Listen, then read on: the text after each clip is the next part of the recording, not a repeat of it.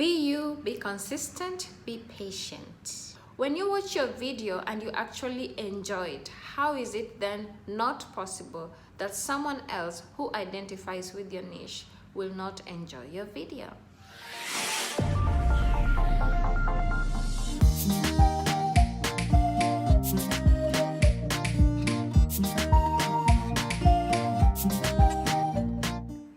So I'm sure you're like me, you want to grow on YouTube, right?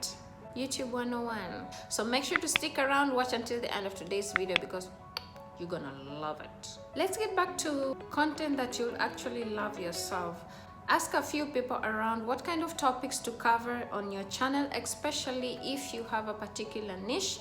It's very easy to get ideas and pointers from your friends and from other YouTubers on which kind of topics are interesting.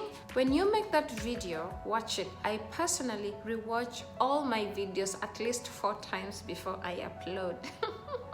I watch the video without the background music, and afterwards I watch it twice with the background music, just to make sure that I don't know how to explain it, but I know you know what I mean. So when you watch your video and you actually enjoy it, how is it then not possible that someone else who identifies with your niche will not enjoy your video?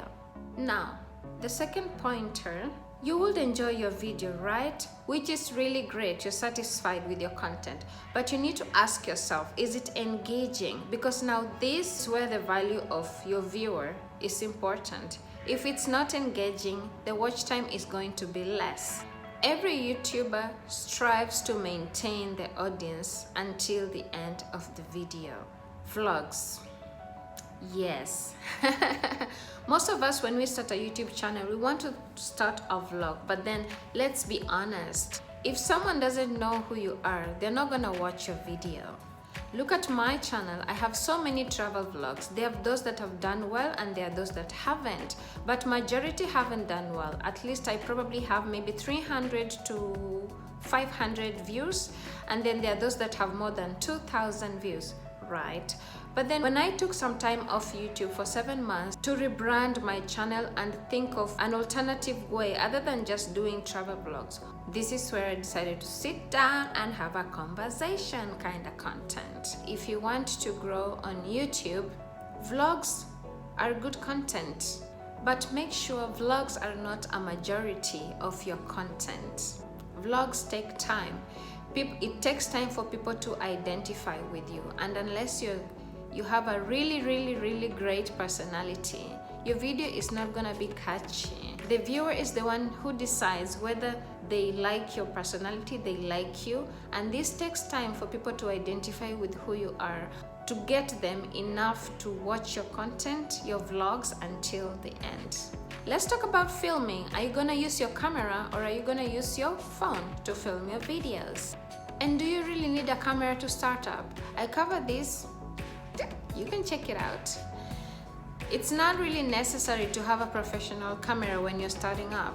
Even currently, I'm shooting my video using my phone. If you have a good phone, starting up will not be that much of a problem. The clarity of the video, of course, is important. Video quality is important. Don't hold back yourself from starting up. Go ahead, use whatever you have, and later on invest in more.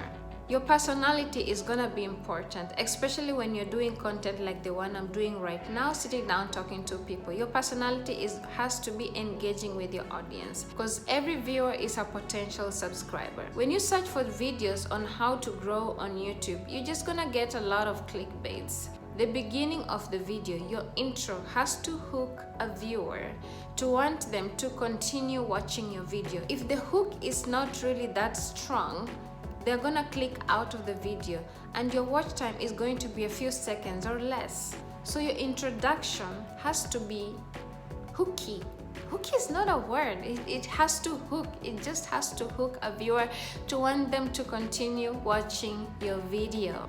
If you check my videos before, I used to give shoutouts at the beginning of the video, but now I give them at the end. when a new viewer comes in or when an old subscriber comes in and I'm giving a shout out to a specific person, it doesn't really matter to them. The video is only special to the person that I gave the shout out to. So I want to still keep my viewers to watch the video. So the introductory part of your video is extremely important. So work on your hook. Let it be catchy, let it be engaging. Editing. By the way, the more you make videos, the better you become. Learn more about editing softwares, and later on, as you grow in YouTube, you can invest in a good editing software like Final Cut Pro. On my last video, linked in the description, please make sure to check it out. I spoke of using what you have. So I'm gonna still stress that maximize on whatever you have at the moment, and don't stress about buying expensive stuff just to regret later on if you don't make it on YouTube. Patience, be patient, be really patient as much as you can. But then later on, once you grow on YouTube and you feel like you're in a comfortable place to invest, then you can invest on a good camera, on a good editing software, and a microphone. A good thumbnail is catchy. Let's relate a good thumbnail to impression. Impressions is the number of times your thumbnail has appeared on YouTube to a viewer. It's basically your reach on YouTube. And each impression can land to a higher or lower watch time. If someone clicks your video because of your good thumbnail, they might end up watching the entire video. But then what factors impressions? Thumbnails. Returning subscribers will automatically stumble upon your thumbnail. So basically the first few counts of your video are gonna come from your returning subscribers the moment an upload is made. To simplify this, an impression is a number. Additionally, people who watch or subscribe to a similar content to yours will also come across your thumbnail on YouTube. The more impressions you have, the longer your video appears on YouTube's homepage. And how would you spike impressions post-upload? Improve on your thumbnails. Remake them if you have to. I had to remake so many of my previous thumbnails and I'm still working on them because I have a lot of videos.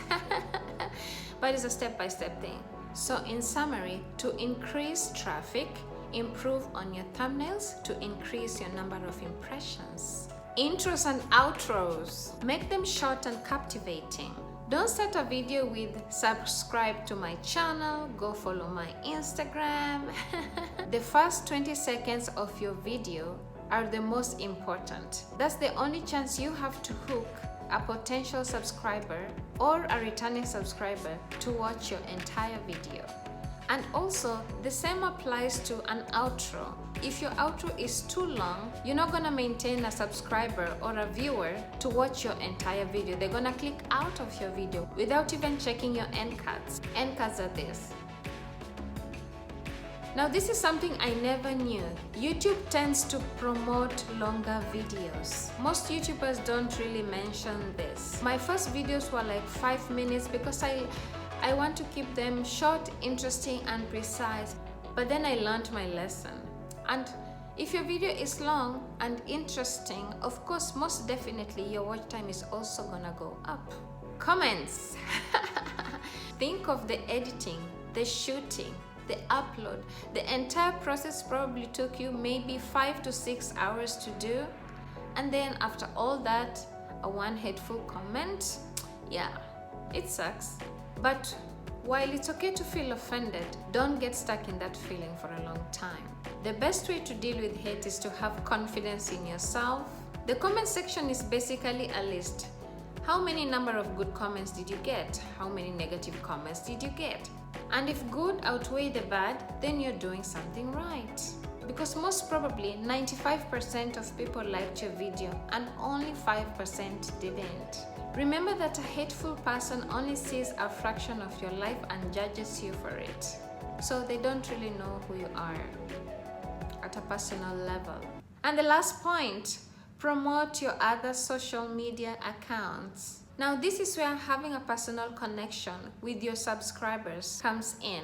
You can get topic recommendations, suggestions, ways to improve your video or your content. you can learn a lot from viewers, because at the end of the day, you want to maintain your viewers, you want to listen to them too. So I used to not pay attention to this because I wanted to separate YouTube from my other social media accounts, especially my Instagram account.